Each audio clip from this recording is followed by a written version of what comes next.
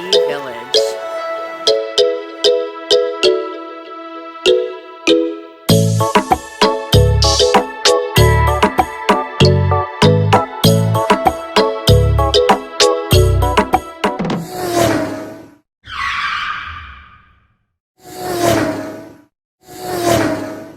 Hello, I just survived a 10-hour road trip with my family.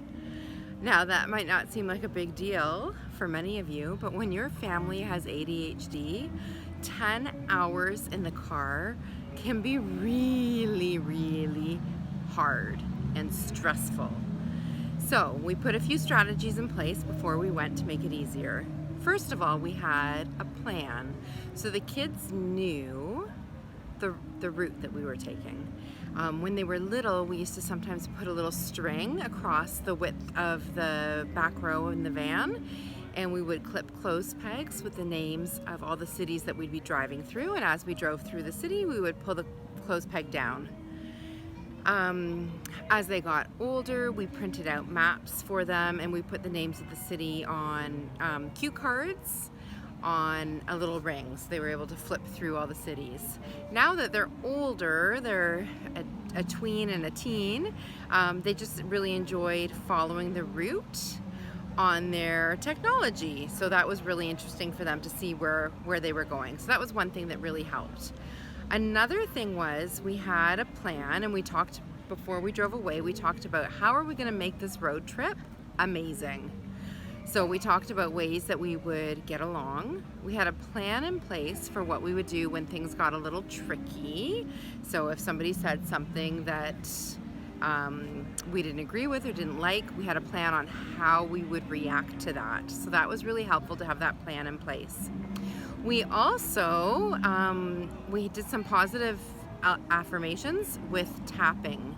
So we were tapping, we're going to have an amazing trip. We are going to have so much fun on our trip. We're going to be safe in the car.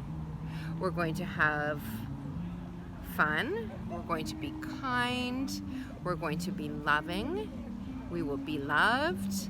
We will be respectful. And we kind of talked through that and really made the kids understand that that's what we expected. We expected a fun trip that was safe and kind and loving, and they met those expectations. I am absolutely so excited. There was no fighting and no meltdowns. So for 10 hours in the car, that's a huge accomplishment. Something else, when kids have ADHD, boredom is their kryptonite. Boredom is torture. So we were prepared. Of course, they brought their technology, which is fine with us for this road trip. They watched a movie in the car, but we also packed, just in case, we had all kinds of fidgets and games and books and drawings and things that they could do in case they were feeling bored.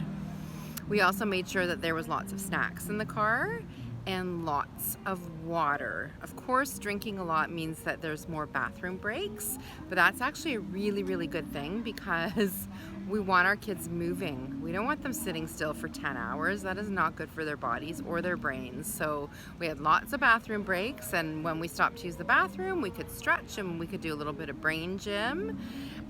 So that was really helpful for the trip too.